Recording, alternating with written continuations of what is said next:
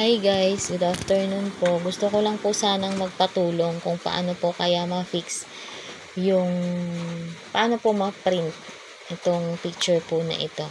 Kasi po pag lumalabas po sa aking Canon G2020i wala pong picture. Ayan po, print lang po natin yung picture. Then select print. Tapos, portrait. Tapos, print. Gusto ko lang po sanang magpatulong kung paano po ito ma-fix. Yan. Printing po. Tapos, wait lang po natin. May lumalabas pong ganito. Windows hot process.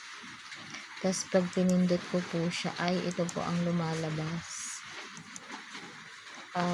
Ito po, the paper abrasion preventive function enabled, custom settings, assistant tool. Tapos lumalabas po dito yung ink model number tsaka easy ink delivery. Tapos pag inokay ko lang po siya, yun, nagpiprint na po. Kaso lang gumagana naman po dito. Yan.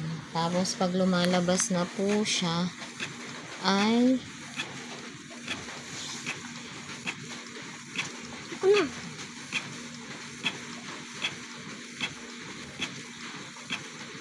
yan. Wala pong picture.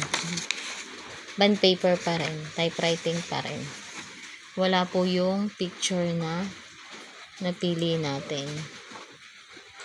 Wala po ito. Hindi po siya lumabas. Sana po meron pong makatulong sa akin kung paano po ma-fix. Ito po ay Canon G2020 po. Salamat po.